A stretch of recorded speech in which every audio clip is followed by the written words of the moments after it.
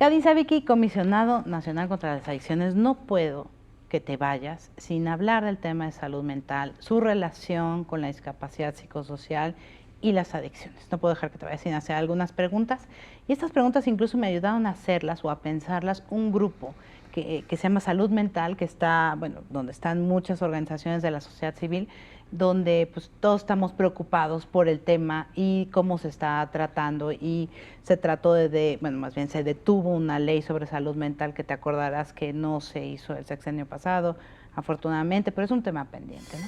El primero que te haría es, ¿qué papel crees que deben jugar las organizaciones de la sociedad civil en la construcción de políticas públicas sobre el tema? Sí. Bueno, yo creo que es fundamental, ¿no? ¿Hay algún tipo de acciones y de políticas que tienen que ser implementadas por el Estado? Pues sí. ¿No? Es parte de las actividades para las que existe el Estado, pero el Estado se nutre de la sociedad, ¿no? Estos parlamentos, estos foros públicos que se han estado elaborando últimamente con respecto a muchos temas, a mí me parece que son muy importantes. En primer lugar, porque hay mucha sabiduría en la gente y porque se están tomando mucha decisiones. Experiencia, ¿no? Experiencia, claro, a eso me refiero. Y se están tomando decisiones que nos atañen a todos. Entonces, si bien vivimos en una democracia representativa y hay mecanismos para ello, sí creo que es importante utilizar cualquier mecanismo que tengamos para acortar la brecha entre la cúpula del gobierno y la gente, ¿no? A pesar de las declaraciones del presidente de que no ve bien a las organizaciones de la sociedad civil en general, como generalizando. Sí, a él le gusta hablar del pueblo de México, ¿no? Y entiendo por qué hace esta acepción.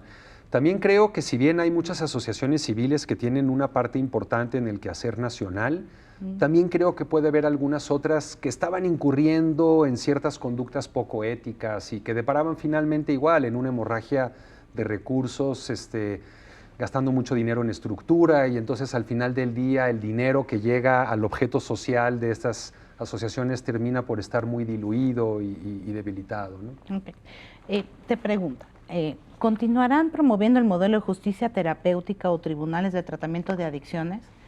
Es una forma de intervención, según entiendo, si no tú corrígeme, en la que una persona que delinque bajo los efectos de una droga se le ofrece la alternativa de entrar a un tratamiento, ¿no?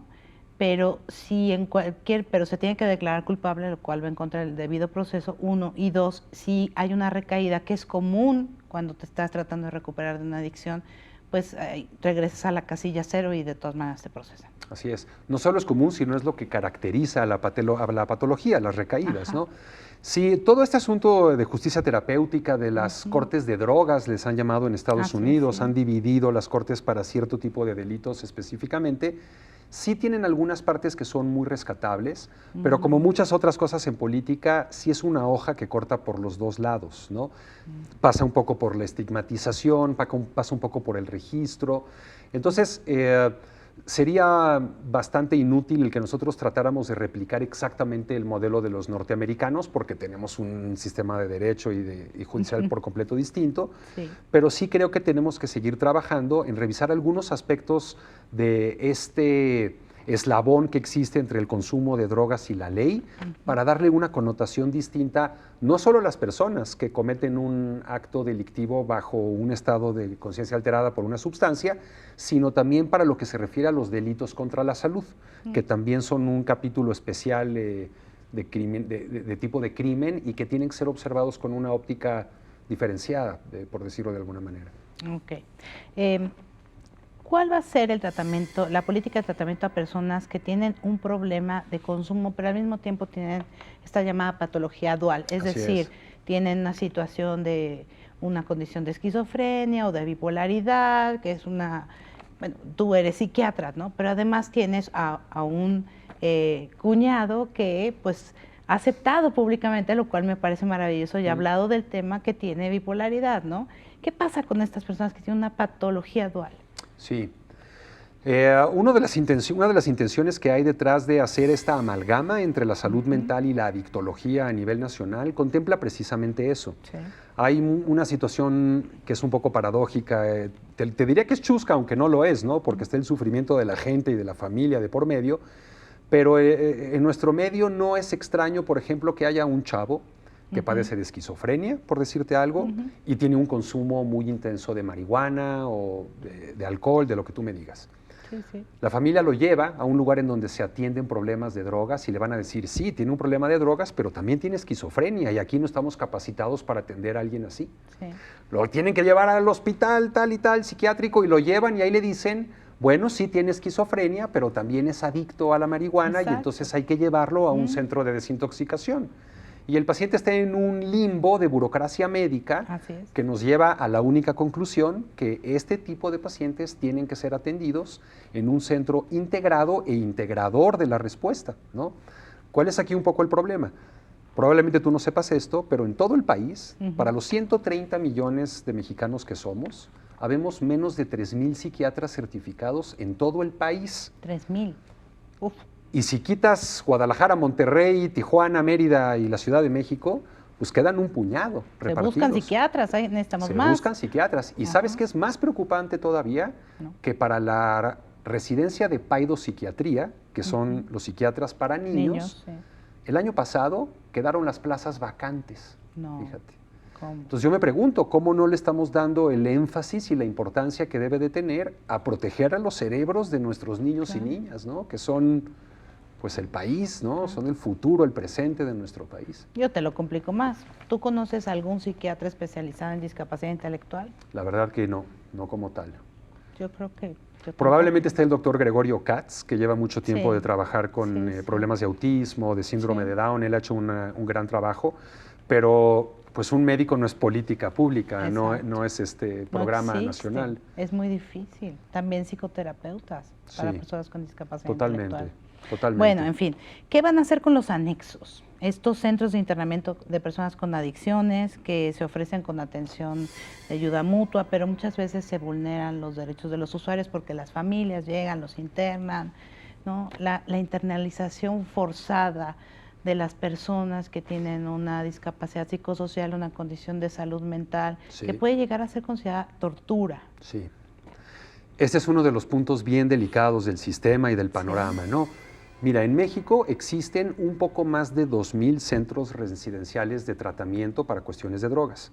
Y en la CONADIC tenemos un poco menos de 500 que están registrados bajo la norma oficial 028, que es la que se encarga de la vigilancia de esto, ¿no? Esto nos deja con un más de 75% de centros no registrados. Para los grupos de autoayuda, para los anexos, como se les llama habitualmente, que no es la mejor manera de definirlos, pero por el bien de usar un vocabulario común, sí tenemos muchos programas de capacitación, de dar apoyos, de becas para tratamiento, pero se necesita que cumplan la norma oficial mexicana. Y si no pueden cumplirla, yo creo que es menester de las autoridades no clausurar estos centros.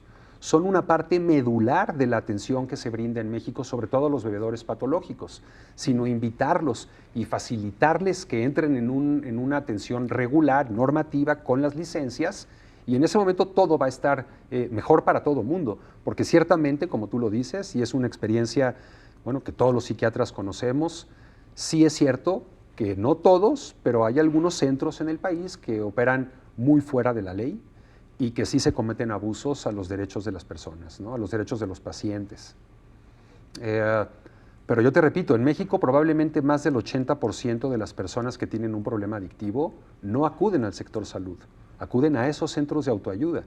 Entonces, a mí me parece que necesitamos meterlos, invitarlos, ¿no? Para que participen con su conocimiento, con su experiencia, hacer un esfuerzo en donde todos confluimos, porque definitivamente lo que no podemos es llegar y poner sellos en todos lados y clausurarlos, porque hay una necesidad. Hay una necesidad obvia, ¿no? Imposible de subsanar en este momento de otra manera. Andrés Manuel López Obrador estigmatizó a las personas con drogadicción al decir que hay que estigmatizar a la drogadicción, como dijo, igual que la corrupción. ¿Y qué piensas de eso? Sí. Mira, yo no me puedo meter en la cabeza del presidente, eso es cierto. Sí. Creo que el objetivo, o más bien la meta que tenía al tratar de decir eso, iba más encaminado hacia esta parte de la drogadicción, en donde también se incurre en la criminalidad, ¿no? Y nos desprendemos, fragmentamos el tejido social. Yo no sé si ahí está también metiendo un poco a las personas que están involucradas en el crimen organizado y en el tráfico ilícito, porque bueno, probablemente en vez de estar ensalzando los narcocorridos y las series de narcos, pues deberíamos estar tratando, pues no de vilipendiarlos y sobajarlos, pero sí de hablar con verdad sobre lo que implica ese estilo de vida, ¿no? Y esas cadenas de oro y esos autos deportivos y esas armas automáticas, a lo que realmente lleva. Yo creo que me parece muy inadecuado estigmatizar a cualquier persona. Nuestros hijos, Katia, que ya no son millennials o están en el punto de lo millennial. Mi hija me decía, tienen 13 años, sí. Mi hija me decía que ya son la generación de la inclusión, fíjate. Así se denominan. Mira. Y tiene que ver con la sexualidad, tiene que ver con la discapacidad, tiene que ver con la ideología y supongo que en algún momento también tendrá que ver con esto, ¿no? Con la psicopatología, con el consumo de algunas sustancias. Somos neurodiversos también. Así es, así es. Y bueno, finalmente, ya lo contestaste en otra sección del programa cuando te preguntaron sobre las intervenciones de reducción de riesgos y daños. Pero cuéntame un poco más aquí, ¿qué es lo que piensas hacer? ¿Qué consideras que debe ser prioritario? Sí. Mira, lamentablemente ha habido como el intercambio de jeringuillas, ¿no? Sí. Ha conquistado en gran medida lo que es el panorama de la reducción de riesgo y daño. Y entonces, no es todo. Pareciera que la reducción de riesgo y daño significa básicamente una campaña anti-VIH en sujetos inyectores. Pero no, la reducción de daño va más allá, ¿no? Significa usar cinturones de seguridad cuando manejas un vehículo, llevar preservativos a las fiestas, saber qué consumes, no mezclar drogas, conocer el origen de la sustancia, no consumirlo solo. No se trata de abonar, ¿no? Ni de convencer a la gente que consuma. Una vez más, la primera y más importante de las declaraciones que provienen de la reducción del daño es: si no consumes, no consumas. Punto. Esa es la mejor manera de reducir el daño. Pero si ya lo haces y no puedes, o en este momento no quieres dejar de consumir por completo, siguen habiendo formas en las que puedes mejorar tus condiciones de salud, sujetarte a menos daños a la salud. Ahora, muchas veces este tipo de sugerencias, este tipo de maniobras, chocan un poco con lo que normalmente es aceptado, es conocido, ¿no? Claro. Entonces ahí hay una cuestión muy cultural, ¿no?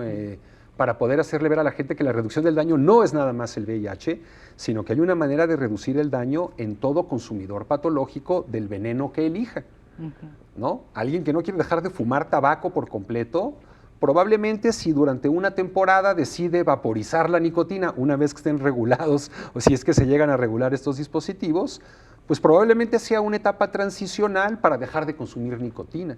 Si este es el uso que se le da, es una medida reductora de daño, ¿no? Y está bien que nos hables de esta cosa muy general, pero luego hay cosas que provocan que hay gente que se asuste. Por ejemplo, decías el caso de Mexicali y que la gente decía que había picaderos que ponía el Estado. Así es. Hay cosas como más, pues no sé, que provocan más, ¿qué será? Que llaman más la atención, que como son drogas más duras. Hay algunas también que son hasta triviales. Por ejemplo, te voy a decir una situación muy única. En las clínicas de metadona, no importa en dónde las tengas, los primeros problemas que empiezas a ver son los vecinos, ¿no? Porque de pronto llegan a las 9 de la mañana, que es a la hora que abren la clínica y que llega la gente a tomar su dosis, pues tienes a 100 chavos, que algunos de ellos no se ven como damas de la caridad y que probablemente están fumando y platicando en la calle, y los vecinos empiezan a decir: oye, pues yo no quiero que aquí en mi cuadra se vuelva el centro de reunión de estas personas, ¿no? Que no por estar en recuperación son malas personas, ni criminales tampoco, pero es una percepción, y vivimos en un mundo de percepciones, ¿no? Y de estigmas todavía. Y de estigmas todavía, claro que sí. Claro que sí. Así es. Gracias, Gaby. Ahora sí, Katia, ya te dejo ir. Gracias, ha sido muy enriquecedor. Muchas gracias.